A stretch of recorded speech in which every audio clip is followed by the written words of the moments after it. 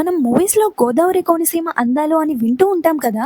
కొబ్బరి తోటలు మధ్యలో ఇల్లు పక్కనే గోదావరి అని.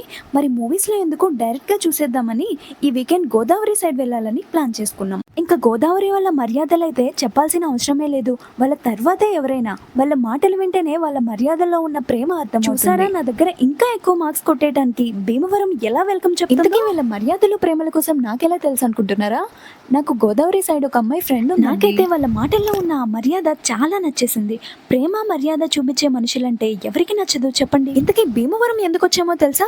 అదేనండి, పంచారామ క్షేత్రాల్లో ఒకటే అయినా సోమారామం ఇక్కడే ఉంది కదా. Already Amaravati Amararamam short video upload చేసాం, చూడని వాళ్ళు వెళ్ళి చూసేయండి. ఇంతకీ దీని స్టోరీ ఏంటో తెలుసా? తారకాసురుని మెడలో ఉన్న అమృతలింగమును కుమారస్వామి ఛేదించగా అందులో ఒక భాగం ఈ ప్రదేశంలో పడిందంట. ఇది చంద్రుని చేత ప్రతిష్ఠింపబడిందంట. అందుకే దీనికి సోమారామంగా, ఆ పరమేశ్వరునికి సోమేశ్వరునిగా పేరు వచ్చిందంట. మరి గోదావరి వాళ్ళ కోసం ఇంత మంచిగా చెప్పినందుకు మీరైతే మర్చిపోకుండా మా ఛానల్ని సబ్స్క్రైబ్ చేసుకుంటారు కదా.